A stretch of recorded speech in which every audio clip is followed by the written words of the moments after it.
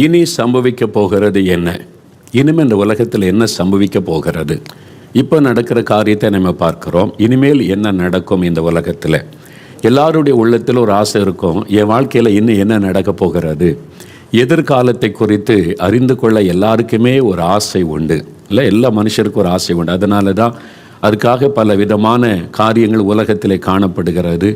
ஜோசியம் பார்க்கறது, குறி கேட்கறது, தீர்க்க தரிசன காரியங்களை போய் கேட்கறது, எல்லா மதத்திலும் இருக்கிறது. எல்லா மக்களுக்குள்ளும் அந்த ஆசை இருக்கிறது, எதிர்காலத்தை அறிந்து கொள்ள வேண்டும் என்ற ஆசை. ஏன்னா இனிமே என் வாழ்க்கையில் என்ன நடக்கும் என்பது தான் அந்த ஆசை இருக்கிறது. அப்போ இது தனிப்பட்ட மனுஷனுடைய வாழ்க்கையில் நடக்கிறது. அந்த காரியங்களை குறித்து அறிந்து கொள்ள விரும்புகிறோம். உலக அளவில் இந்த உலகத்துக்கு என்ன நடக்கும், உலக மக்களுக்கு என்ன நடக்கும், இதெல்லாம் இந்த வேத புஸ்தகம் தெளிவாய் பேசுகிறது. அப்போ இனி சம்பவிக்க போகிற காரியங்கள் என்ன? அதில் பல காரியம் இருந்தாலும் முக்கியமான ஒரு 6 தலைப்புகள், அது ஈஸியாக நீங்கள் விளங்கி கொள்வதற்கு ஏற்ற விதமாக சொல்லுகிறேன். முதலாவது காரியம், இயேசு கிறிஸ்துவின் இரகசிய வருகை, secret coming of our Lord Jesus Christ. இயேசு கிறிஸ்துடைய ரகசிய வருகை. இதெல்லாம் என்னதுன்னு நான் விளக்குகிறேன். முதலாவது, இனி நடக்க போகிறது, உலக அளவில் நடக்க போகிற ஒரு மாபெரும் நிகழ்வு, இயேசு கிறிஸ்துவின் ரகசிய வருகை. ரெண்டாவது, உபத்திரவ காலம்.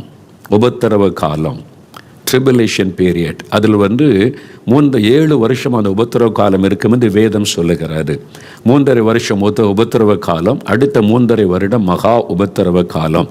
அதுதான் அந்தி கிறிஸ்துவின் காலம். அந்தி கிறிஸ்து வெளிப்பட்டு உலகத்தை ஒரே மனிதன் ஆட்சி செய்வான். முழு உலகத்தையும் அடிமைப்படுத்தி வைத்திருப்பான். மக்களை பயப்படுத்தி அடிமைப்படுத்தி தன்னுடைய கட்டுப்பாட்டுக்குள் வைத்திருப்பான். அவனுடைய கிரியை இல்லாமல் எதுவுமே செய்ய முடியாதபடி மக்களை அடிமைப்படுத்தி அவன் கிரியை செய்கிற ஒரு காலம், அது உபத்திரவ காலம். மூன்றாவது, இயேசு கிறிஸ்துவுடைய பகிரங்க வருகை, அவருடைய 2ஆம் வருகை. அது பகிரங்கமாக அவர் இந்த உலகத்தில் வெளிப்படுகிற வருகை. 7 வருட உபத்திரவ காலத்திற்கு பிறகு, அந்தி கிறிஸ்துவின் காலத்திற்கு பிறகு இயேசு பகிரங்கமாக இறங்கி வருவார். அது இஸ்ரவேல் தேசத்தில் இருக்கிற எருசலேமில் இருக்கிற ஒலிவ மலையில் அவருடைய பாதங்கள் நிற்கும்.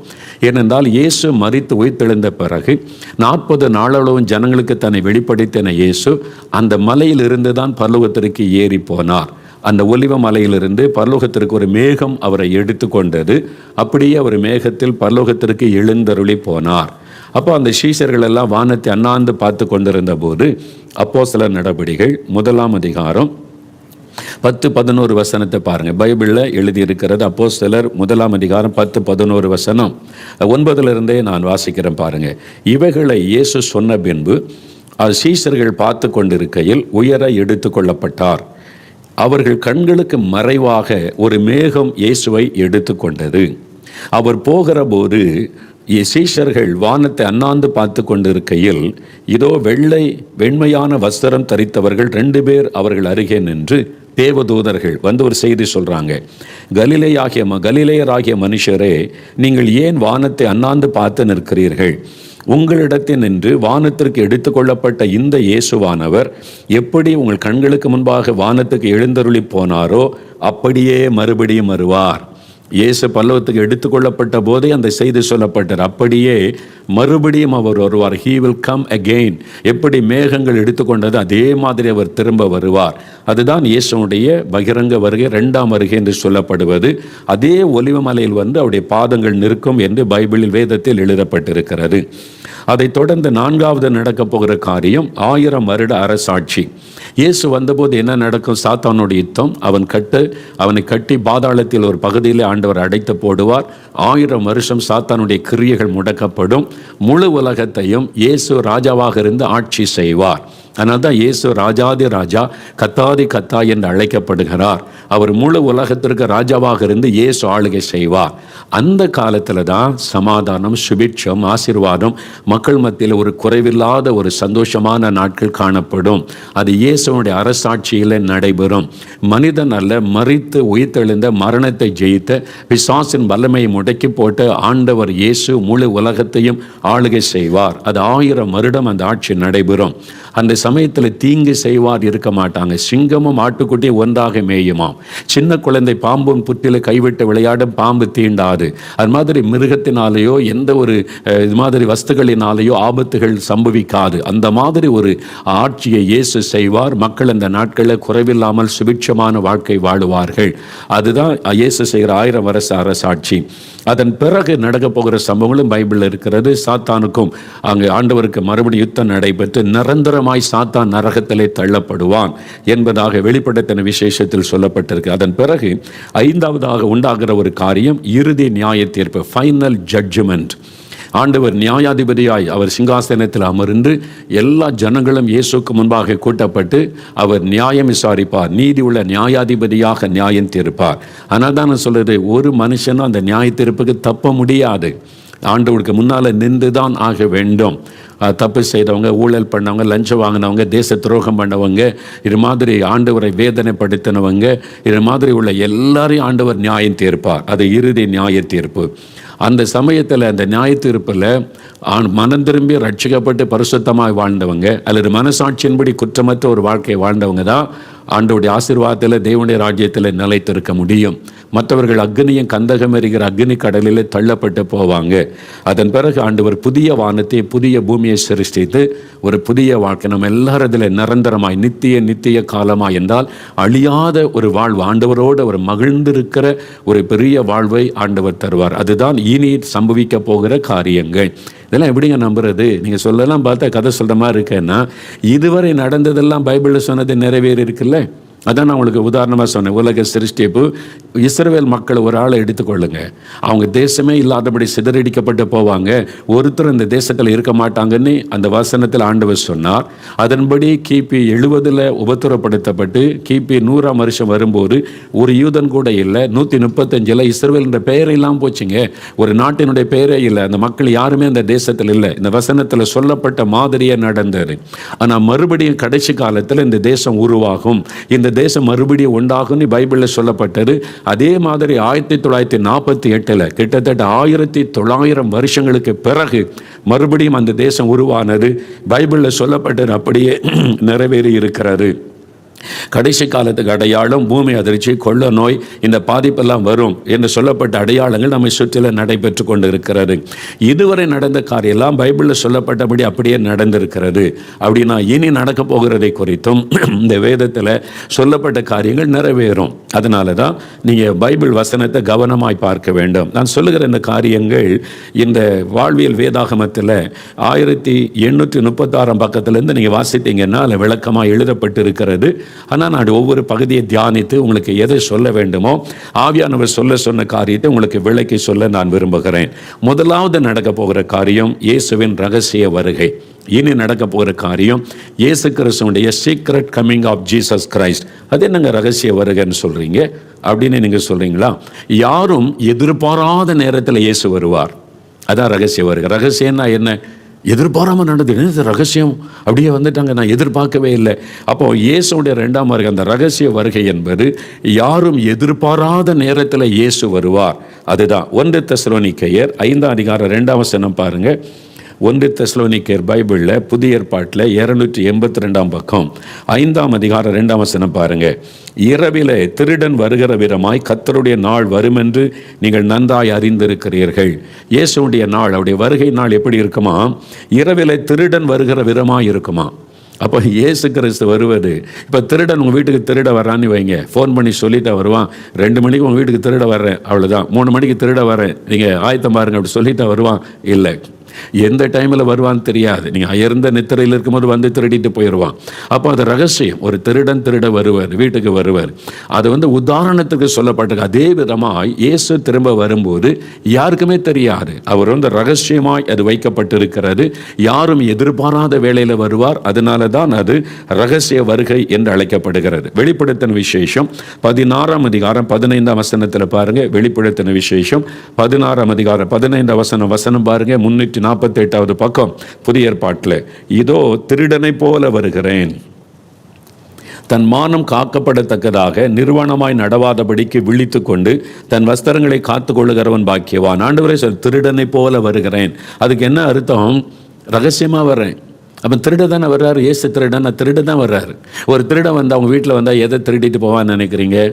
அங்கே இருக்கிற தேஞ்சு போன விளக்குமாறையும் தேஞ்சு போன செருப்பையும் பழையா கிடக்கிற செருப்பையும் தான் தூக்கிட்டு போவான்னு நினைக்கிறீங்க? எங்கே பொண்ணு இருக்குது, வைரம் இருக்குது, விலையேறப்பட்ட பொருள், அதை தான் திருடிட்டு போவான். அதே மாதிரி இயேசு திருட வருகிற யாரை? ரட்சிக்கப்பட்ட ஆத்துமாக்கள், அபிஷேகம் பெற்ற ஆத்துமாக்கள், விலையேறப்பட்ட ஆத்துமாக்கள், எனக்காக பரிசுத்தமாக வாழ்கிற என் பிள்ளைங்க, எனக்காக உண்மையாக உத்தமாக ஊழியம் செய்கிற ஊழியர்கள், அவங்கள தான் அவர் கொண்டு போவார். இந்த லஞ்சம் வாங்குறவனை, ஓட்டுக்கு காசு வாங்குறவனை, நான் ஊழியக்காரன் என்று சொல்லி ஏமாற்றி கொண்டு அலைகிறவனையும் ஆண்டவர் கொண்டு போக மாட்டார். நல்லா அறிந்து கொள்ளுங்க. ஒரு திருடன் வரும்போது இந்த மாதிரி தேய்ந்து போன செருப்பையும் விளக்க மாதிரியும் திருட மாட்டான். விலை பெரிய காஸ்ட்லியான பொருள். அப்போ நம்முடைய ஆத்மா ரட்சிக்கப்பட்டிருந்து அதுதான் விலையேறப்பட்டது. பரிசுத்தமாக வாழ்ந்தோன்னா அவங்க தான் ஆண்டவருக்கு விலையேறப்பட்டவங்க. உண்மை முத்தமாக ஊழியம் செய்கிறாங்க பாருங்கள். பணத்துக்கு ஊழியம் செய்யாமல், பண ஆசைக்கு இடம் கொடுக்காம ஆத்துமாக்கள் ஜனங்க ரட்சிக்கப்படணும், ஆண்டவருடைய அழைப்பு என்னை நம்பி இந்த பொறுப்பை தந்திருக்கிறான்னு பயபக்தியோட சாட்சியாக தங்களை காத்து கொண்டு யார் யார் ஊழியம் செய்கிறாங்களோ அந்த விலையேறப்பட்ட ஆத்துமாக்களை திருடிட்டு போயிடுவார். விளங்குதான் அவங்களுக்கு? அப்போது நீங்கள் எப்படிப்பட்டவங்களாக இருக்கணும்? உங்களை காத்துக்கொள்ளணும். அப்போ உங்களுடைய ஆத்மா காத்துக்கொள்ளப்படணும். அதனால தான் ஆண்டவர் அப்படி எழுதியிருக்கிறார். அதனால் இது திருடனை போல நான் ரகசியமாய் ஆண்டவர் வருவார் என்பதை வேதம் தெளிவாய் சொல்லுகிறாரு. அது எப்படி அந்த காரியம் நடக்கும்போது அது எப்படி சம்பவிக்கும்? 1 தெசலோனிக்கேயர் 4ஆம் அதிகாரம் 1 தெசலோனிக்கேயர் 4ஆம் அதிகாரம் 15ஆம் வசனத்திலிருந்து பாருங்கள். சில வசனங்கள் 15லேருந்து 17 வரைக்கும் பாருங்கள். நீங்கள் புதிய ஏற்பாட்டில் 282ஆம் பக்கம். அந்த 1 தெசலோனிக்கேயர் 4ஆம் அதிகாரம் 15லிருந்து, கர்த்தருடைய வார்த்தையை முன்னிட்டு நாங்கள் உங்களுக்கு சொல்லுகிறதாவது, கர்த்தருடைய வருகை மட்டும் உயிரோடு இருக்கும் நாம் நித்திரை அடைந்தவர்களுக்கு முந்தி கொள்ளுவது இல்லை. நித்திரை அடைந்தவர்கள் என்றால் மரணத்தை சந்தித்தவர்கள். அவங்கள பைபிள் சொல்லுது அவங்க செத்து போயிட்டாங்க, மரிச்சு போயிட்டாங்கன்னு சொல்லலை, நித்திரை அடைந்தவர்கள் என்பதாய் சொல்லப்படுகிறது. ஏனெனில் கர்த்தர் தாமே ஆரவாரத்தோடும் பிரதான தூதனுடைய சத்தத்தோடும் தேவ எக்காலத்தோடும் வானத்திலிருந்து இறங்கி வருவார். அப்பொழுது கிறிஸ்துவுக்குள் மரித்தவர்கள் முதலாவது எழுந்திருப்பார்கள். பின்பு உயிரோடு இருக்கும் நாமும் கர்த்தராகிய இயேசு கிறிஸ்துவுக்கு எதிர்கொண்டு போக மேகங்கள் மேல் அவர்களோட கூட ஆகாயத்தில் எடுத்து கொள்ளப்பட்டு இவ்விதமாய் எப்பொழுதும் கர்த்தருடனே கூட இருப்போம். அந்த வசனம் அழகாக சொல்லுது பார்த்தீங்களா? இயேசுடைய ரகசிய வருகை எப்படி இருக்கும்? ஆரவாரத்தோட பாருங்க. திரளான தூதர்கள் கூட வருவாங்க. இயேசு வந்துட்டா தூதர்கள் கூட வருவாங்க.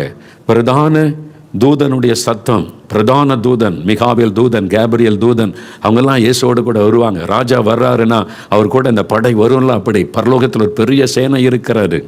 இயேசு கிறிஸ்துடைய ராஜ்யம் அது தேவனுடைய ராஜ்யம். அதற்கு படைகள், தேவ தூதர்கள் இருக்கிறாங்க, யுத்தம் பண்ணக்கூடிய தூதர்கள் இருக்கிறாங்க, தேவ செய்தியை கொண்டு செல்கிற தூதர்கள், கேப்ரியலர்கள், மிகாவேலர்கள், கோடி கோடியான தூதர்கள். இயேசு வரும்போது பிரதான தூதருடைய சத்தம், தேவ எக்காலம், அந்த தூதர்களை காலம் ஊதுவாங்க. அங்கே ஊதும்போது அந்த எக்கால சத்தம் எல்லாருக்கும் கேட்காது. இந்த ஆரவார சத்தம் எல்லாருக்கும் கேட்காது. ஆண்டவர் வந்து மத்திய ஆகாயத்தில் வந்து தூதர் சேனையோடு நின்று தேவதூதர் எக்காலம் ஊதும்போது யார் யார் ரட்சிக்கப்பட்டு அவருடைய வருகையில் செல்ல ஆயத்தமாக இருக்கிறாங்களோ, தகுதி உள்ளவளாக இருக்கிறாங்களோ அவங்களுக்கு மட்டும்தான் அந்த சத்தம் கேட்கும். நீங்கள் ஊழியக்காரராக இருக்கலாம், விசுவாசின்னு இருக்கலாம், இன்றைக்கு நான் ரட்சிக்கப்பட்டேன், அபிஷேகம் பெற்றேன்னு சொல்லி கொண்டு இருக்கலாம். ஆனால் இயேசு வரும்போது நீங்கள் ஆயத்தமாக இருக்கணும், தகுதி உள்ளவர்களாக இருக்கணும். அப்போ தான் அந்த சத்தம் கேட்கும். இந்த பக்கம் ஓட்டுக்கு காசு வாங்கிட்டு இருக்கும்போதே ஆண்டவர் வந்துட்டான்னு வைங்க, முடிஞ்சிடுவாங்க கதை. இத்தனை வருஷம் ஊழியம் செய்தது போச்சு எல்லாமே. நீங்கள் தான் காசு வாங்கினீங்களா ஓட்டுக்கு? லஞ்சம் தானே. அந்த சத்தம் உங்கள் காதில் விழாது, கைவிடப்பட்டு விடுவீங்க. ஜாக்கிரதை. அதனால தான் எப்பவும் ஆயத்தமாக இருக்கணும். எனி டைம், எந்த நேரத்தில் எக்கால சத்தம் துணிக்கு, எந்த நேரத்தில் இயேசு வருவார் தெரியாது. அதனால தான் நம்ம விழிப்பாக இருக்கணும்னு இயேசு எச்சரிப்பாய் கூறியிருக்கிறார்.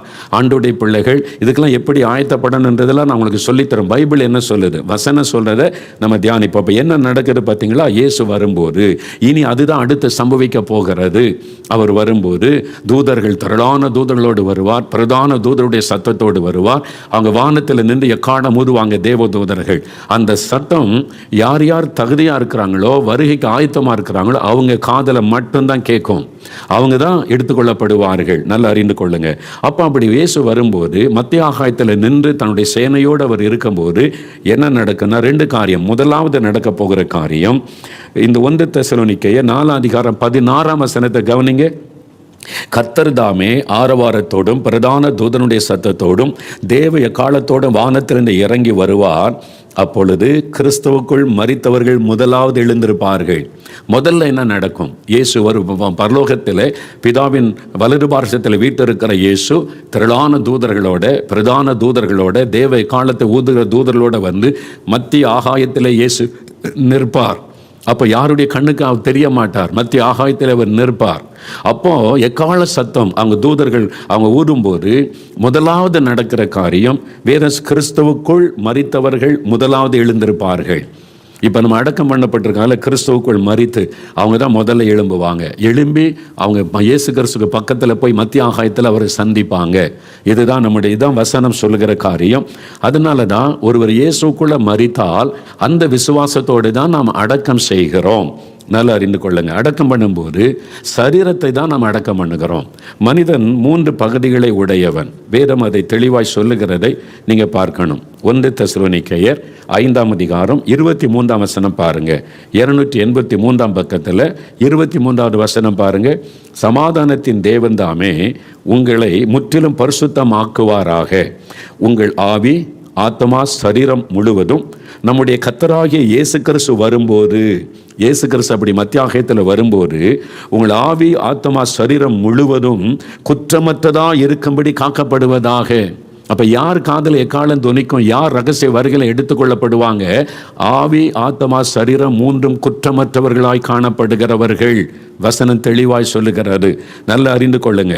அவங்க தான் எடுத்துக்கொள்ளப்படுவாங்க என்று வசனம் சொல்லுகிறது. அப்போ இதில் நீங்கள் கவனிக்கும் போது மனிதன் 3 பகுதிகளை உடையவன். ஆவி ஆத்மா சரீரம்.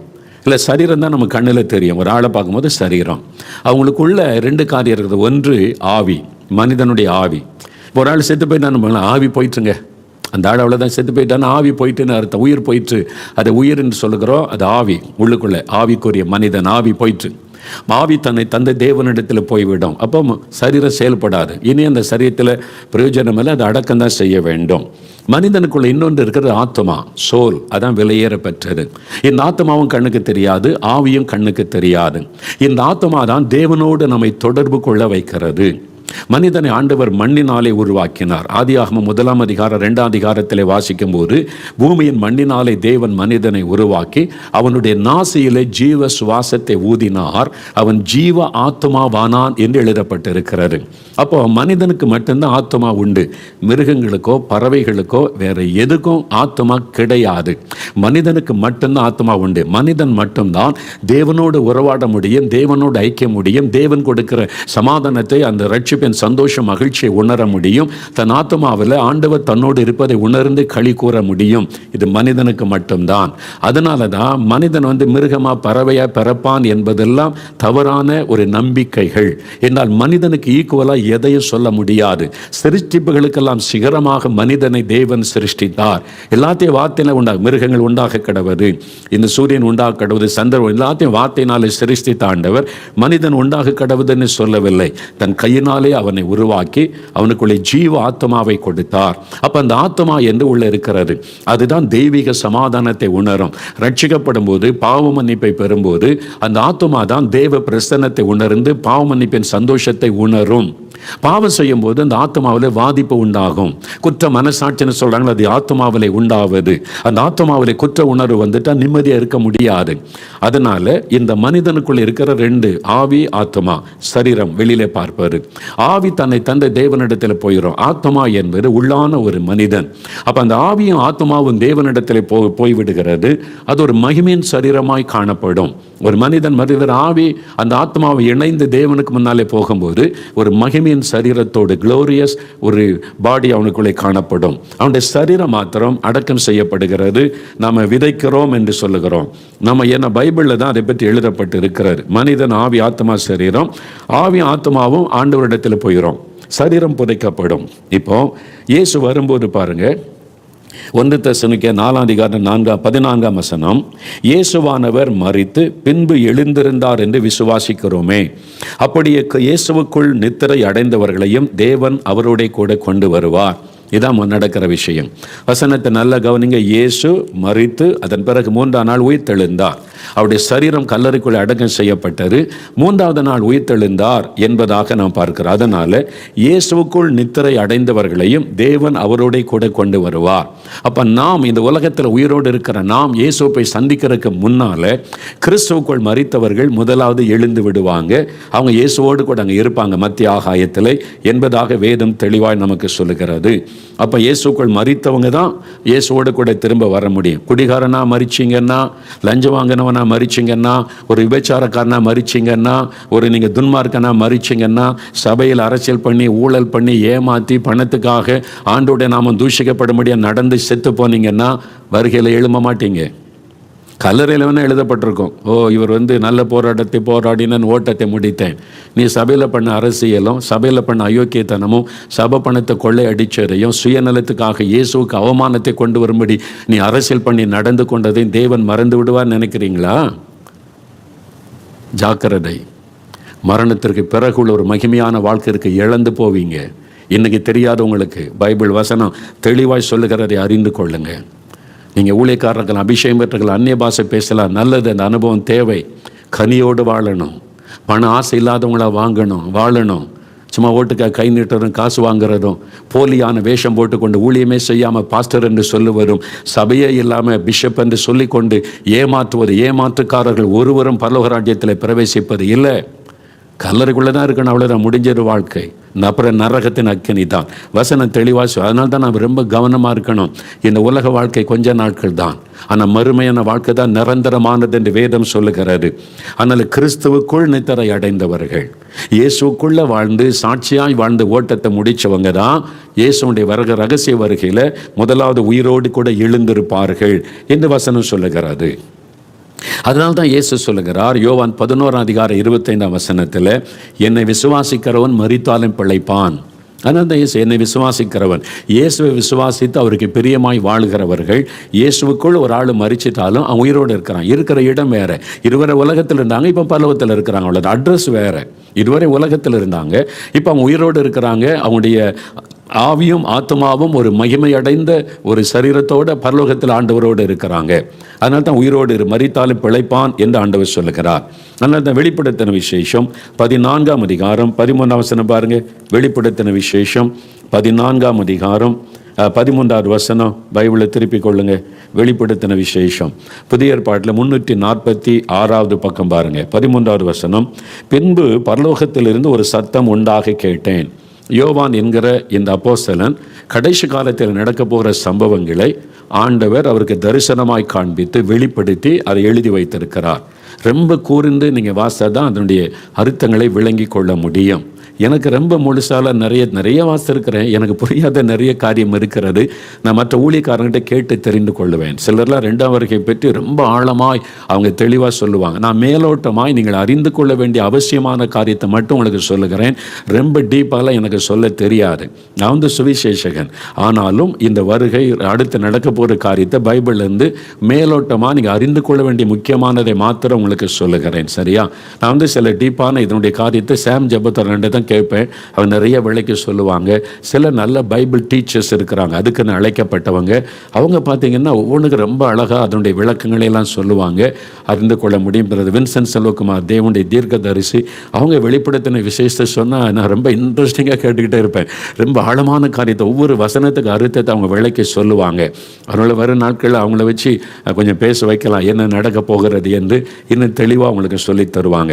நான் மேலோட்டமாக சொல்லி வருகையில் நம்ம காணப்படணும். நம்ம பரலோகத்தை இழந்துடக்கூடாது. வருகையில் அவரை சந்திக்கணும். அதுக்கு ஏற்ற விதமாக நான் அவங்களுக்கு காரியங்களை விளங்க பண்ணும்படியாக என்னால் சொல்ல முடிந்ததை உங்களுக்கு சொல்லுகிறேன். சரியா? இப்போ வெளிப்படுத்தின விசேஷம் 14:13 என்ன சொல்லியிருக்குது? பின்பு பரலோகத்திலிருந்து ஒரு சத்தம் உண்டாக கேட்டேன். அது கர்த்தருக்குள் மரிக்கிறவர்கள் இது முதல் பாக்கியவான்கள் என்று எழுது. அவர்கள் தங்கள் பிரயாசங்களை விட்டு ஒளிந்து இளைப்பாறுவார்கள்.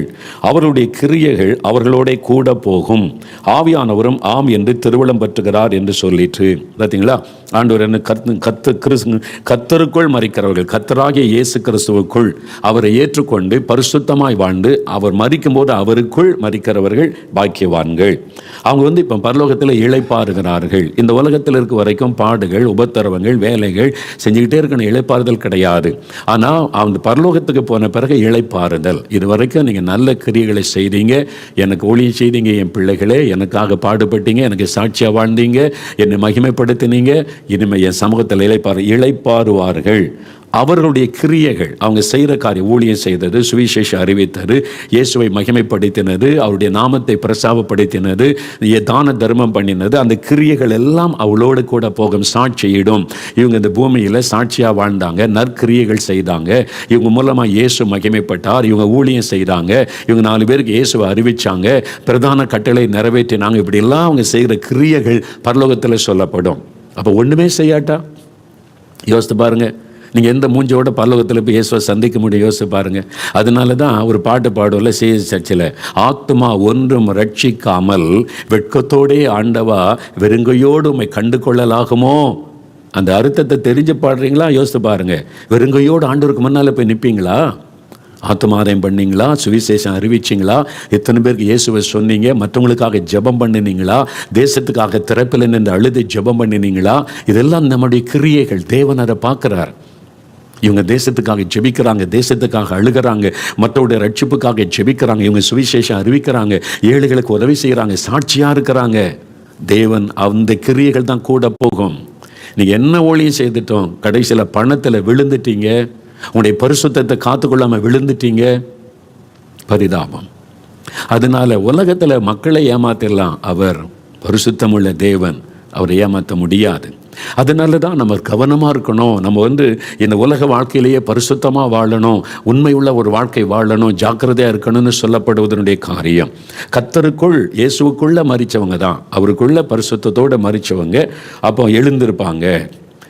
ஆனால் சிலர் இருக்கிறாங்க, அப்படிலாம் கிடையாதுங்க, மரித்தோர்லாம் எழும்ப மாட்டாங்க, இந்த மோட்ச நரகெல்லாம் கிடையாதுங்க, அப்படி ஒரு உபதேசம் பண்ணுற ஆட்கள் இருக்காங்க. பைபிளை வச்சுட்டே பிரசங்கம் பண்ணுற ஆள் இருக்காங்க. இந்த உலகம்தான் நமக்கு நரக மோட்சம் எல்லாமே. ஒரு மனுஷன் செய்கிற நன்மைக்கும் தீமைக்கும் இந்த உலகத்திலேயே அவனுக்கு தண்டனை அப்படின்னு சொல்லக்கூடிய ஆட்களும் இருக்கிறாங்க. அவங்கவுங்க நினைக்கிறதெல்லாம் சொல்லலாம், ஆனால் அது உபதேசமாகி விடாது. வேதத்தில் சொல்லப்பட்டது வேர்ட் ஆஃப் காட், தேவனுடைய வார்த்தை. அந்த தேவனுடைய வார்த்தை சொல்வது தான் நிஜம். கற்பனையிலே மனிதர்கள் என்ன பண்ண, கடவுளே இல்லைன்னு ஒருத்தன் பேசுறதுனால கடவுள் இல்லாமல் ஆகிடுவாரா? அவன் சொல்லலாம் கடவுளே இல்லைன்னு சொல்லிட்டு, அதுக்காக அவர் இல்லாமல் போய்விட மாட்டார். அவர் அனுபவிக்கிறவங்க எத்தனை கோடி பேர் இருக்கிறாங்க, அவர் ருசிக்கிறாங்க, அவர் மூலமாக ரட்சிக்கப்பட்டு மகிழ்ச்சியோடு வாழ்கிறவங்க எத்தனை கோடி பேர் இருக்கிறாங்க. ஒருத்தன் சொல்றதுனால கடவுள் இல்லாமல் போய்விடுவது இல்லை. சாத்தான் தான் கடவுள் நீ உபதேசிக்கிற ஒரு கூட்டம் இருக்கிறாங்க அமெரிக்காவில், இந்தியாவில் கூட சேட்டனிக் சர்ச் வந்திருக்குது. சாத்தானையே கடவுளாக நினைச்சு, சாத்தான் தான் கடவுள், அவன் தான் நமக்கு நன்மை செய்கிறவன், அப்படி உள்ள ஒரு கூட்டம் இருக்குது. அதனால எல்லாரும் சொல்றது உண்மையாகி விடாது. பைபிள் என்ன சொல்லுது? Word of God. எந்த ஆதாரத்தில் நீங்கள் சொல்றீங்கன்னா தேவனுடைய வார்த்தையின் ஆதாரத்தில் பேசுகிறேன். அதனால தான் வசனத்தான் நமக்கு முக்கியம். நம்ம வசனம் என்ன சொல்லுகிறது என்பதை கவனிக்கணும். 1 கொரிந்தியர் 15ஆம் அதிகாரம் பைபிளில் திருப்புங்க. வசனத்தை நம்ம நல்லா அறிஞ்சிருக்கணும். அதனால தான் உங்களை திருப்பி திருப்பி அதை வாசிக்க சொல்கிறேன், புரட்டுங்க, வசனத்தை பாருங்கன்னு சொல்கிறேன். கிறிஸ்தவர்கள் நம்ம நிறைய பேர் வசனத்தில் கவனம் செலுத்தாதனால தான் ஏமாற்றப்பட்டு போகிறோம். அதனால வசனத்தில் கவனம் செலுத்தணும். வசனம் என்ன, மோகலாசஸ் என்ன சொல்றாரு என்பது முக்கியம் இல்லை. வசனம் என்ன சொல்லுகிறது, எந்த வசனத்தின் பேஸில் மோகலாச இதை சொல்லுகிறார் அதை கவனிக்கணும். இது சொல்றது வசனத்தின்படி இருக்குதா, இல்லை அவர் மோகன்லால் இஷ்டத்தை கப்சா விடுறாரா? நீங்கள் கவனிக்கணும். உங்களுக்கு வசனம் தான் நீங்கள் கவனித்து பார்க்க வேண்டிய விஷயம். சரியா? 1 கொரிந்தியர் 15ஆம் அதிகாரம் 12ஆம் வசனம் பாருங்க. 1 கொரிந்தியர் 15:12, 242ஆம் பக்கம், புதிய ஏற்பாட்டில், கிறிஸ்து மரித்தோரில் இருந்து எழுந்தார் என்று பிரசங்கிக்கப்பட்டிருக்க, இயேசு மரித்து உயிர்த்தெழுந்தார் என்பதுதான் நம்முடைய உபதேசம். மரித்தோரின் உயிர்த்தெழுதல் இல்லை என்று உங்களில் சிலர் எப்படி சொல்லலாம்? அங்கே சில கிறிஸ்தவனை சொல்லிக்கொண்டே சில மரித்த பிறகு உயிர்த்தெழுதெல்லாம் கிடையாதுங்க, மோட்ச நரகெல்லாம் கிடையாதுன்னு பேசுகிற ஆள் மாதிரி உயிர்த்தெழுதெல்லாம் கிடையாது அப்படி சொல்கிற ஒரு கூட்டம் சபைக்குள்ளேயே இருந்தாங்க. நல்லா அறிந்து கொள்ளுங்க. அப்போ இந்த உபதேசம், கள்ள உபதேசம், தப்பான ஒரு நம்பிக்கை உள்ளவங்க சர்ச்சுக்குள்ளே இருப்பாங்க, பைபிளை கையில் வச்சுருப்பாங்க, தப்பானதை சொல்லுவாங்க. அதனால தான் நம்ம வசனத்தில் கவனம் செலுத்தணும் அப்படின்னு சொல்லி. அதனால் மோட்ச நரகன் இருக்கா, பைபிளில் சொல்லியிருக்கிறது இருக்கிறது. இயேசு அதை பற்றி பேசியிருக்கிறார். மோட்சத்தை பற்றி இயேசு பேசியிருக்கிறார். நரகத்தை குறித்து இயேசு பேசியிருக்கிறார். அதனால் அது இருக்குது. இயேசு சொன்னதெல்லாம் சத்தியம். அதனால் நரகம்னு ஒன்று இருக்குது, மோட்சம்னு ஒன்று இருக்குது. நரகம் இருக்குது, மோட்சம் இருக்குது. சில ஆண்டவர் ரொம்ப அன்பு உள்ளவருங்க, நரகத்திலலாம் போட மாட்டேன். இந்த கிறிஸ்தவ பிரசங்கிமார்கள் நம்மளை பயமுறுத்துறதுக்கு நரகம் ஒன்று இருக்கிற மாதிரி நம்மளை ஏமாற்றி பயமுறுத்துறதுக்கு இதெல்லாம் பிரசங்கம் பண்ணுறாங்க. அப்படிலாம் கிடையாதுங்க அப்படின்னு சொல்லுவாங்க. ஆண்டவர் ரொம்ப அன்பு உள்ளவருங்க, அவர் எப்படிங்க மோட்ச நரகத்தை உண்டாக்கி இருப்பார்? இதுதான் சிலருடைய கேள்வி. ஆண்டவர் எப்படி நரகத்தை உண்டாக்கி இருப்பார்? அவர் அன்பான கடவுள் இல்லை, அவர் இப்படி நரகத்தில் உண்டாக்கி மனுஷனை போடுவார்? நல்ல கொஸ்டின் தானே. உடனே நம்மளை சிந்தனை, ஆமாம் ஆண்டவர் ரொம்ப அன்புள்ளவர், அப்படின்னா அவர் எப்படி நரகத்தை உண்டாக்கியிருப்பார்? அப்படி இருக்காது. ஆனால் வசனத்தை நல்லா கவனிங்க. இயேசு என்ன சொல்கிறாரு? நரகம் மனிதனுக்காக உண்டாக்கப்பட்டது அல்ல. அதை தான் நீங்கள் சில காரியத்தை மறைச்சிட்டு சில காரியத்தை பேசுவாங்க பைபிளை வைத்து கொண்டே. ஆனால் தான் முழு பைபிளில் என்ன சொல்லுகிறதுன்னு கவனிக்கணும். எந்த சத்தியமானாலும் கிருபையை பற்றினதாக இருக்கட்டும், வருகையை பற்றினதாக இருக்கட்டும், மனம் திரும்புதலை பற்றினதாக இருக்கட்டும், அல்லது விசுவாசத்தை பற்றினதாக இருக்கட்டும், எதுவாக இருந்தாலும் முழு வேத புஸ்தகத்தில் ஆண்டவர் என்ன பேசுகிறார் என்பதை முழுமையாக கவனிக்கணும். ஒரு வசனத்தை இடையிலிருந்து எடுத்து பேசினா தப்பான உபதேசத்துக்குள்ளே வர வழி வகுக்க முடியும். அதனால தான் கவனமாக பார்க்கணும். இந்த வசனம் பாருங்க, மத்தேயு 25 அதிகாரம் 41 வசனத்தில் இயேசு ஒரு காரியம் சொல்றார். இயேசுவே சொல்றார், கவனிங்க. அப்பொழுது இடது பக்கத்தில் நிற்கிறவர்களை பார்த்து அவர், சபிக்கப்பட்டவர்களே, என்னை விட்டு பிசாசுக்காகவும் அவன் தூதர்களுக்காகவும் ஆயத்தம் பண்ணப்பட்டிருக்கிற நித்திய அக்கினியிலே போங்கள். இயேசு சொல்றாரு, நித்திய அக்கினி, எரி நரகம், ஒரு அக்கினி இருக்கிறது. அக்கினி கடல் தான் நரகம். அப்போ யாருக்காக உண்டாக்கப்பட்டது? இயேசு சொல்றாரு பாருங்க, பிசாசுக்காகவும் அவன் தூதர்களுக்காகவும் அது ஆயத்தம் பண்ணப்பட்டிருக்கிறது. நரகம் மனிதனுக்காக உண்டாக்கப்பட்டது அல்ல. ஆண்டவர் மோட்சத்தை தான் மனிதனுக்கு உண்டாக்கி, என் பிள்ளைங்க மோட்சத்தில் மகிழ்ச்சியாக இருக்கணும், சந்தோஷமாக இருக்கணும்னு பெரிய பெரிய வீடுகளை கட்டி அவர் ஆயத்தப்படுத்தி கொண்டு இருக்கிறார். அவங்க மோட்சம், இயேசு இருக்கிற இடம், தேவன் இருக்கிற இடம், கோடி கோடியான தூதர்கள் இருக்கிற இடம், அங்கே போய் மகிழ்ச்சியாக இருக்கணும் தான் கர்த்தர் விரும்புகிறார். அப்போ நரகம் யாருக்காக உண்டாக்கப்பட்டது? பிசாசுக்காகவும் அவனுடைய தூதர்களுக்காகவும் வேதத்தில் தெளிவாக இயேசு சொல்லுகிறார். அப்போ நரகம்னு ஒன்று இருக்கிறது, அது மனிதனுக்கு உண்டாக்கப்படவில்லை. அப்போ ஏன் மனுஷங்க நரகத்துக்கு போகிறாங்க? ஆண்டவர் போடுவதில் பிசாசுக்காக உண்டாக்கப்பட்ட நரகத்துக்கு பிசாசை பார்க்குறா, நான் தனியாக போக மாட்டேன், நான் கொஞ்சம் ஆட்களை கொண்டு போவேன் அப்படின்னு சொல்லி தான் மனிதர்களை பாவம் செய்ய வைத்து, பாவத்தில் கரைப்படுத்தி, அவங்களை துன்மார்க்கத்தில் நடத்தி, நீ என் கூட நரகத்துக்கு வா, நான் மட்டும் தனியாக நரகத்துக்கு போக மாட்டேன், நீ வா என்று சொல்லி மனிதர்களை வஞ்சித்து ஏமாற்றி, பிசாசை தெய்வமாய் காண்பித்து, மனிதர்களை தெய்வமாய் காண்பித்து, தவறான நம்பிக்கைகளை விதைத்து, பாவத்துக்குள்ளே வழி நடத்தி, மனிதர்களை பாவத்துக்குள்ளாக்கி சாத்தான் தன்னோடு கூட நரகத்திற்கு இழுத்து கொண்டு போகிறான். இதுதான் நடக்கிற விஷயம், விளங்கி கொள்ளுங்க. ஆண்டவர் யார் என்னை இப்போ நரகத்துக்குள்ள உன்னை தள்ளுறான் பாரு அப்படின்னு அவராக கொண்டு போய் தள்ளுவதில்லை. ஒரு மனிதனுடைய பாவமே அவனை நரகத்திற்குள்ளே கொண்டு போய்விடும், அறிந்து கொள்ளுங்க. அப்போ நரகம் என்பது இருக்கிறது, மோட்சம் என்று இருக்கிறது, வேதம் தெளிவாய் சொல்லுகிறது. சரி, இப்போ மரித்தோர் எப்படி எழுந்திருப்பாங்க? மரித்தோர் இப்போ மரணத்துக்கு பிறகு ஒரு வாழ்க்கை இருக்குன்னு சொல்கிறீங்க, உயிர் தெழுவாங்கன்னு சொல்கிறாங்க, எப்படி எழுந்திருப்பாங்க? பைபிள் என்ன சொல்லியிருக்கிறது? 1 கொரிந்தியர் 15 அதிகாரம் எடுங்க. 1 கொரிந்தியர் 15 அதில் 34 முதல் 38 வசனம் வரைக்கும் பாருங்கள். அது புதிய பாட்டில் 243 பக்கம். 1 கொரிந்தியர் 15 34 38 பாருங்கள். நீங்கள் பாவம் செய்யாமல் நீதி கேட்க விழித்து கொண்டு தெளிந்தவர்களாயிருங்கள். சிலர் தேவனை பற்றி அறிவில்லாதிருக்கிறார்களே, உங்களுக்கு வெட்கம் உண்டாக இதை சொல்லுகிறேன். ஆகிலும் மரித்தோர் எப்படி எழுந்திருப்பார்கள்? எப்படிப்பட்ட சரீரத்தோടെ வருவார்கள் என்று ஒருவன் சொல்லுவானாகில். அந்த காலத்தில் இப்படி கேள்வியெல்லாம் இருந்துச்சு. அது எப்படி மரித்தவங்க எழும்புவாங்க? இதெல்லாம் சும்மாங்க இவங்க கதை விடுறாங்கன்னு. அதனால் பரிசுத்த ஆவியானவர் பவுல் மூலமாக தெளிவாய் சொல்லுகிறார். ஆனால் தான் நீங்கள் பாவம் செய்யாமல் நீதி கேட்க விழித்து கொண்டு தெளிந்தவர்களாயிருங்கள்.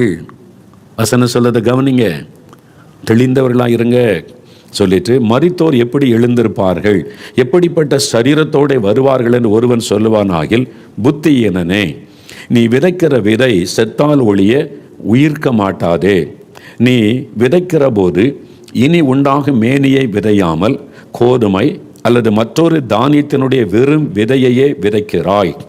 அதற்கு தேவன் தமது சித்தத்தின்படியே மேனியை கொடுக்கிறார். விதை வகைகள் ஒவ்வொன்றிற்கும் அதற்கேற்ற மேனியையே கொடுக்கிறார். சரிங்களா? இப்போ நிறைய பேர் சொல்லுவாங்க, நாங்கள் புதைக்கலை, விதைக்கிறோம். இது எங்கேருந்து கற்றுக்கொண்டாங்க தெரியுமா? பைபிளில் இருந்து தான். பைபிளில் தான் அது எழுதப்படும். 2000 வருஷத்துக்கு முன்னாலே எழுதி கொடுத்துட்டார் ஆண்டவர். ஒரு மனிதனுடைய சரீரத்தை விதைக்கிறோம் அப்படின்னு பைபிளில் தான் எழுதப்பட்டிருக்கு. இதை வச்சு தான் எல்லாரும் விதைக்கிறோம் பேச காரணம். வேற எந்த மத புஸ்தகத்தில் எழுதியிருக்கு சொல்லுங்க? இங்கே தான் எழுதியிருக்கு. 2000 வருஷத்துக்கு முன்னாலே ஆண்டவர் எழுதி கொடுத்துட்டார். சரீரத்தை நாம் ஏன் அடக்கம் பண்ணுகிறோம்? எரிப்பதில்லை. கிறிஸ்தவங்க ஏன் அடக்கம் செய்கிறோம்? விதைக்கிறோம். பைபிளில் தெளிவாக சொல்லி இருக்கிறது. ஒரு விதை விதைக்கப்படுவதை போல விதைக்கிறோம். இப்படி எழுந்திருப்பாங்க. அதுக்கு தான் ஆண்டவர் உதாரணமாக கோதுமை, நெல். அதை விதைக்கும் போது எப்படி இருக்கும்? நெல் நமக்கு தெரியும், கோதுமை தெரியாது. விதைச்சிட்டா மண்ணிலிருந்து அதுலேருந்து வரும்போது எப்படி வரும்? புதுசான ஒரு செடி வரும், நாற்று அப்படியே முளைக்கும். நீங்கள் அது பாருங்கள், வித்தியாசமாக இருக்கும். நம்ம புதைச்சது ஒன்று, இப்போ வெளியே வர்றது வேறு மாதிரி ரூபத்தில் இருக்கும். நெல்லே அப்படியே பெருசாகி வருமா? இல்லை கோதுமையே பெருசாகி வருமா? இல்லை, அது விதைச்சி அந்த மண்ணில் அது செத்த பிறகு அதுக்குள்ளே அந்த செடி அப்படியே வரும். அது ஒரு புதிய மேனி. அதைத்தான் வசனம் சொல்லுகிறது.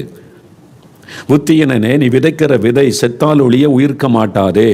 நீ விதைக்கிற போது இனி உண்டாக மேனியை விதையாமல் கோதுமை அல்லது மற்றொரு தானியத்தினுடைய வெறும் விதையை நீ விதைக்கிறாய். தேவன் அதற்கு தமக்கு சித்தமானபடி ஒரு மேனியை கொடுக்கிறார். அதான் நீங்கள் பாருங்கள், விதை ஒரு மாதிரி இருக்கும், முளைச்சி வருகிற செடி வேறு மாதிரி இருக்கும். தேவன் அதற்கு ஒரு மேனியை கொடுக்கிறார் என்று வசனம் சொல்லுகிறார். அதே மாதிரி தான் இந்த ஜென்ம சரீரம் புதைக்கப்படுகிறது. செத்த பிறகு ஆத்மாவை ஆவியின் தேவனிடத்தில் போய்விட்டது. இப்போ சரீரம் புதைக்கப்படுகிறது. இயேசு திரும்ப வரும்போது இந்த சரீரம் உயிர்ப்பிக்கப்படும்.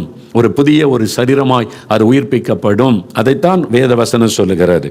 இன்னொரு வசனம் பாருங்க, 1 கொரிந்தியர் 15:42 44 வரை நீங்கள் பார்த்தீங்கன்னா, மரித்தோரின் உயிர்த்தெழுதலிலும் அப்படியே இருக்கும். அழிவுள்ளதாய் விதைக்கப்படும், அழிவில்லாததாக எழுந்திருக்கும். சரீரத்தை புதைக்கும் போது மண்ணுக்குள்ளது அழிஞ்சிரும். ஆனால் திரும்ப எழும்பும் போது அழிவில்லாத ஒரு சரீரமாக எழும்பும். கனவீனம் உள்ளதாய் விதைக்கப்படும், மகிமை உள்ளதாக எழுந்திருக்கும். ஒரு மகிமையின் சரீரம் அதோட எழுந்திருக்கும். பலவீனம் உள்ளதாய் விதைக்கப்படும், பலம் உள்ளதாய் எழுந்திருக்கும். வியாதிப்பட்டு பலவீனப்பட்டு சிலர் மறித்து அடக்கம் பண்ணாலும் திரும்ப அவங்க உயிர் பெற்று எழும்பும் போது வியாதியஸ்தராக எழும்ப மாட்டாங்க. பலமுள்ளவர்களாய் ஒரு புதிய மேனி, ஒரு புதிய ஒரு சரீரம், ஆவிக்குரிய ஒரு சரீரம் கொடுக்கப்படனால் தான் ஜென்ம சரீரம் விதைக்கப்படும், ஆவிக்குரிய சரீரம் எழுந்திருக்கும். ஜென்ம சரீரமும் உண்டு, ஆவிக்குரிய சரீரமும் உண்டு. வசனம் சொல்லு, ஜென்ம சரீரம். நம்ம மறிச்சுட்டா இந்த இதுக்கு பேர் ஜென்ம சரீரம், இது புதைக்கப்படும். ஆனால் திரும்ப இயேசு வரும்போது அந்த சரீரம் எழும்பும் போது ஆவிக்குரிய சரீரமாக அது எழும்பும். 2 சரீரம், ஜென்ம சரீரம், ஆவிக்குரிய சரீரம்.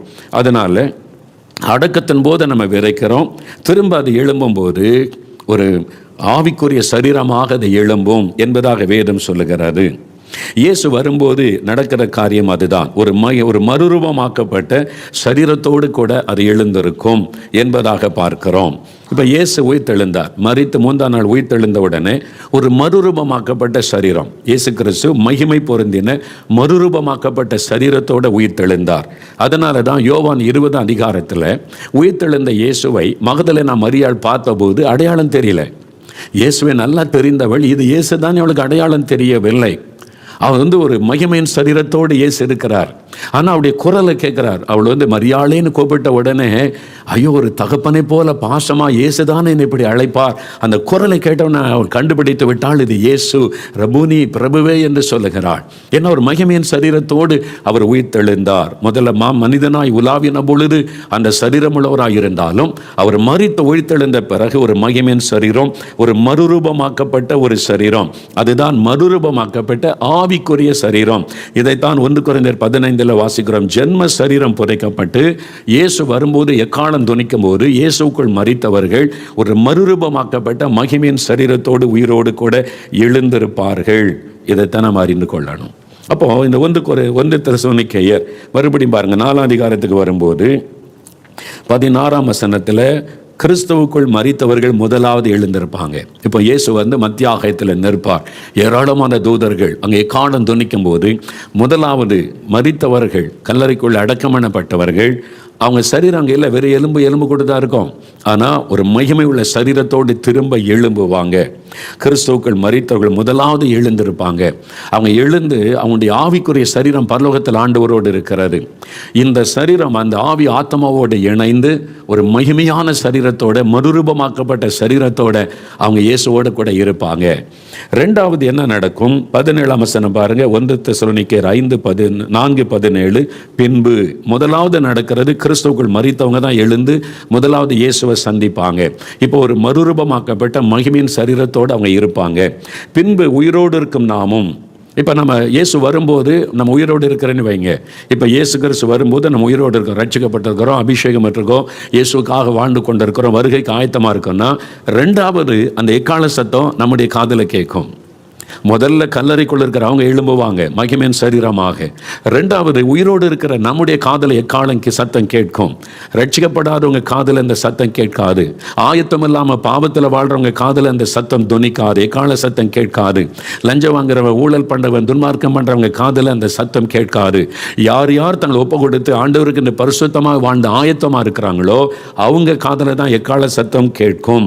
அப்ப உடனே உயிரோடு இருக்க நாமும் கர்த்தருக்கு எதிர்கொண்டு போக மேகங்கள் மேல் அவர்களோட கூட ஆகாயத்தில் எடுத்துக்கொள்ளப்படுவோம். அதான் காரியம். முதலாவது கிறிஸ்துவுக்குள் மரித்தவங்க எழுப்பி போயிடுவாங்க. ரெண்டாவது உயிரோடு இருக்கிற நாம் அந்த சத்தம் கேட்ட உடனே டக்குன்னு நாம் எடுத்துக்கொள்ளப்பட்டு அந்த மத்திய ஆகாயத்தில் இயேசுவை சந்திக்க அவருடைய சமூகத்தில் போவோம். அங்கே போனால் உங்களுக்கு முன்னால் ஓட்டத்தை முடித்தாங்களே உங்களுடைய தகப்பனார், தாயார், உங்களுக்கு தெரிஞ்சவங்க, உங்கள் பாஸ்டர், ஊழியர்கள், கர்த்தருக்குள் மரித்தவர்கள் அங்கே இருப்பாங்க. அதுதான் சொன்னேன். பிரதர் அப்பாதுரை அவங்க முதலாவது எழும்பிடுவாங்க, கர்த்தரோடு இருப்பாங்க. ரெண்டாவது நான் போனாங்க, அப்பாதுரை பிரதர் இருப்பாங்க இயேசுக்கு பக்கத்தில், பிரதர் டிஜே தினகரன் இருப்பாங்க, தேவ மனிதர்கள் இருப்பாங்க, கிறிஸ்துவுக்குள் மரித்தவர்கள், ஆண்டவருக்குள்ளே மரித்து ஓட்டத்தை முடித்தவங்க அங்கே இருப்பாங்க. அவங்கள நம்ம பார்ப்போம், எப்படி ஒரு மகிமையான சரீரத்தோடு இருப்பாங்க. அதனால காண்போம். இதுதான் இயேசுடைய வருகையிலே நடக்க போகிற காரியம், ரகசிய வருகையிலே நடக்க போகிற காரியம். இந்த ரெண்டு காரியம் நடக்க போகிறது. அப்போ இந்த காரியம் எப்படி, இது எப்படிங்க நடக்கும் அப்படின்னு ஆச்சரியமா இருக்குதா? மறுபடியும் 1 கொரிந்தியர் 15ஆம் அதிகாரம் வாங்க, வசனத்தில் பாருங்க. 1 கொரிந்தியர் 15ஆம் அதிகாரம் 51ஆம் வசனம் பாருங்க. இதோ ஒரு ரகசியத்தை உங்களுக்கு அறிவிக்கிறேன். ஆவியானவர் பவுல் மூலமாக தான் அந்த தெளிவுபடுத்தி இருக்கிறார். நாம் எல்லாரும் நித்திரை அடைவதில்லை. அதாவது உயிரோடு இருக்கிற கர்த்தருடைய பிள்ளைங்க இயேசு வரும்போது செத்து போக மாட்டோம், செத்து விழுந்துட மாட்டோம். அது கவனிங்க. நாம் எல்லாரும் நித்திரை அடைவதில்லை, ஆகிலும் கடைசி எக்காலம் துணிக்கும் போது, கடைசியாக ஒரு காலம் பரலோகத்திலிருந்து வானத்தில் துணிக்கும் ஒரு நிமிஷத்திலே, ஒரு இமை பொழுதிலே நாம் எல்லாரும் மறுரூபமாக்கப்படுவோம். டிரான்ஸ்ஃபர்மேஷன். இதுதான் ஆவியானவர் செய்கிற காரியம். நம்ம யார் யார் அவருடைய வருகைக்கு ஆயத்தமாக பரிசுத்தமாக இயேசுவை ஏற்றுக்கொண்டு அவருக்கென்று வாழுகிறோமோ, அந்த கடைசி எக்காலம் துணிக்கும் போது காதல் அந்த சத்தம் துணித்த உடனே ஆவியானவர் செய்கிற காரியம் நம்மை மறுரூபமாக்கி விடுவார். மறுரூபமாக்கப்பட்டு ஒரு இமை பொழுதிலே, கண் அப்படி எமைச்சு பாருங்க, எவ்வளோ நேரம் ஆகும், அப்படி இமை பொழுதில் மறைஞ்சிருவோம். அங்கே இங்கே பூமியில் மறைஞ்சிருவோம், அங்கே மத்திய ஆகாயத்தில் இயேசுக்கு பக்கத்தில் போய் நிற்போம். இதைத்தான் வேதம் சொல்லுகிறது. அப்போ அங்கே கிறிஸ்துவுக்கு முன்னால், நமக்கு முன்னால் ஓட்டத்தை முடித்தவங்க அங்கே இருப்பாங்க. நாமும் போய் மத்திய ஆகாயத்தில் அவரை சந்திப்போம். அந்த மாதிரி இயேசுவோடு கூட ஒரு மறுரூபமாக்கப்பட்ட சரீரத்தோட, இந்த உலகத்தில் இந்த சரீரம் ரத்தமும் மாம்சமும் பரலோக ராஜ்யத்தில் பிரவேசிக்காது. இந்த மாம்சத்தில் ரத்தம் மாம்சம் பிரவேசிக்க முடியாது பரலோகத்துக்குள்ள. அப்போ இந்த சரீரத்தை அவர் மறுரூபப்படுத்துவார். அது ஆவியானவர் தான் செய்ய முடியும். பரிசுத்த ஆவியானவர் நம்மை மறுரூபப்படுத்தி நம்மை இயேசுடைய சமூகத்தில் கொண்டு போய் நிறுத்துவார். மத்திய ஆகாயத்தில் இயேசு இருப்பார், தேவ தூதர்கள் இருப்பாங்க, இயேசுக்குள்ளே மரித்தவங்க, நமக்கு முன்னால் ஓட்டத்தை முடித்தவங்க இருப்பாங்க. நாமும் போய் அவர்களோடு கூட சேர்ந்து கொள்ளுவோம். அங்கே தான் எல்லாரையும் சந்திப்போம். எப்படி இருக்கும் பாருங்க, யோசித்து பாருங்க, எவ்வளோ சந்தோஷமான நாள் இல்லை? அதைத்தான் வேதம் தெளிவாய் சொல்லுகிறாரு. அதுக்கு பிறகு என்னங்க நடக்கும் மத்தியாகத்தில் நம்ம சந்தித்த பிறகு அப்படின்னு கேட்டால், 1 தெசலோனிக்கேயர் 1 தெசலோனிக்கேயர் எடுத்துக்கொள்ளுங்க, 6ஆம் அதிகாரம். 1 தெசலோனிக்கேயர் 4ஆம் அதிகாரம் 17ஆம் வசனம் பாருங்க. பின்பு உயிரோடு இருக்க நாமும் கர்த்தருக்கு எதிர்கொண்டு போக மேகங்கள் மேல் அவர்களோட கூட ஆகாயத்தில் எடுத்துக்கொள்ளப்பட்டு இவ்விதமாய் எப்பொழுதும் கர்த்தருடனே கூட இருப்போம். மத்திய ஆகாயத்திலிருந்து பரலோகத்துக்கு இயேசு நம்மை அழைத்து கொண்டு போவார். அங்கே தான் போய் இயேசுவோடு இருக்க போகிறோம். 7 வருஷம் அங்கே என்ன நடக்கும் அப்படின்றத வேதம் சொல்லுகிறாரு. மாம்சமும் ரத்தமும் பரலோக ராஜ்யத்தில் பிரவேசிக்க முடியாது. அதனால் நம்முடைய சரீரத்தை ஆவியானவர் மறுரூபமாக்கி அவர் எடுத்துக்கொள்ளுவார். அப்படி நாம் பரலோகத்தில் இயேசுவோடு கூட இருப்போம். இதைத்தான் 1 கொரிந்தியர் 15ஆம் அதிகாரம் 50-51 வசனங்களில் நம்ம வாசிக்கிறோம். சகோதரரே, நான் சொல்லுகிறது என்னவெனில், மாம்சமும் இரத்தமும் தேவனுடைய ராஜ்யத்தை சுதந்திரிக்க மாட்டாது.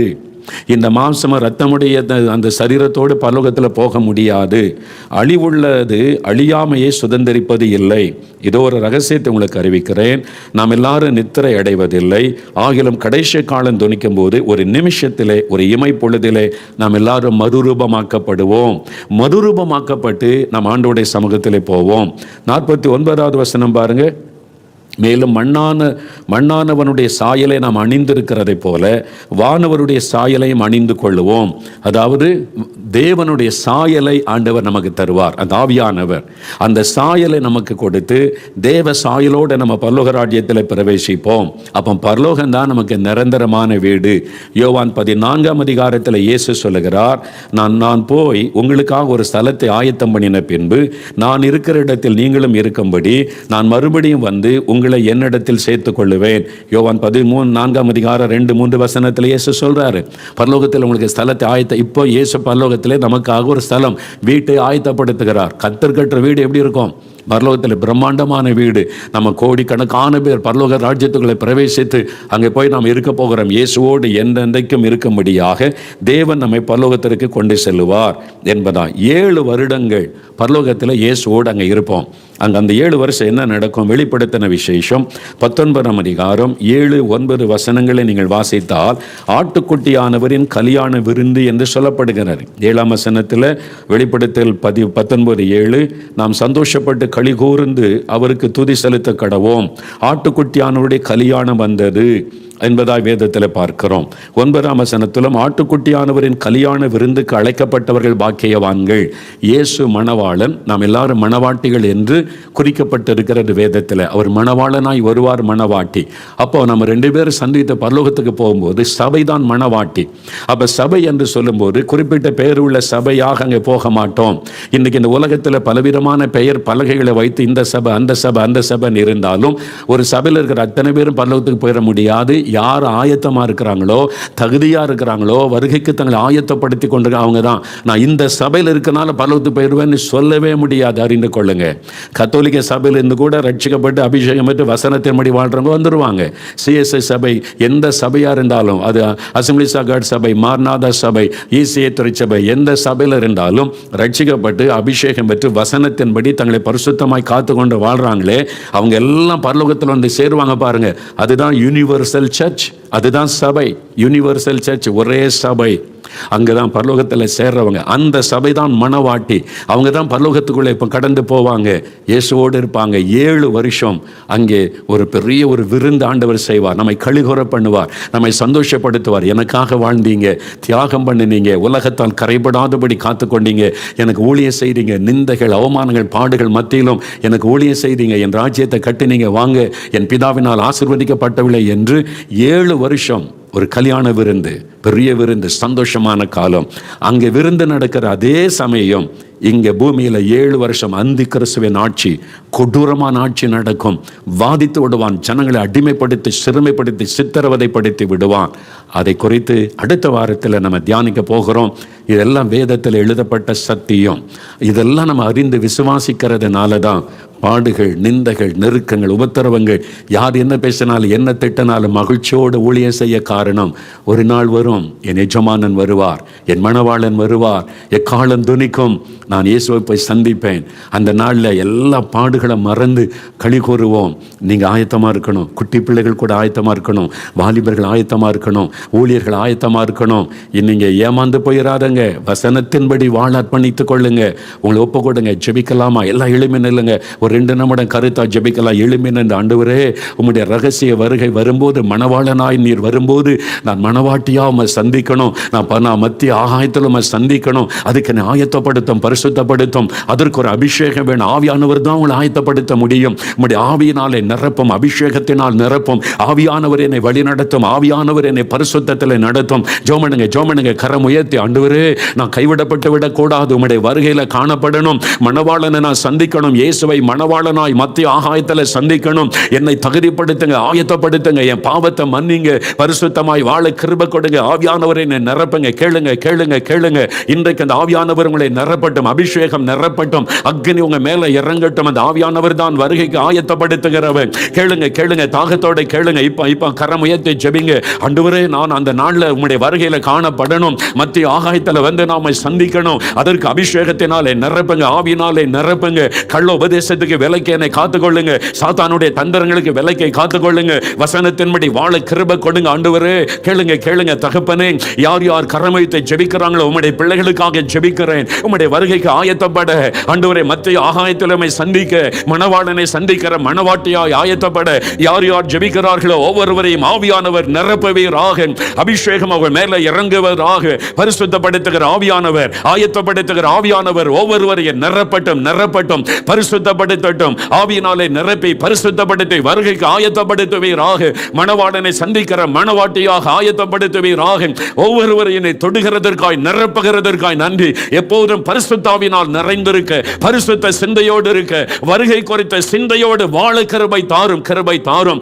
ஒவ்வொருவரையும் சந்தியும், ஒவ்வொருவரையும் ஆசீர்வதியும். இந்த செய்தியை கேட்ட ஒருவராவது ஆண்டவரே கைவிடப்பட்டு விடக் கூடாது என்று நான் ஜெபிக்கிறேன். இந்த வார்த்தைகளை கேட்கிற ஒருவராவது கைவிடப்படக்கூடாது.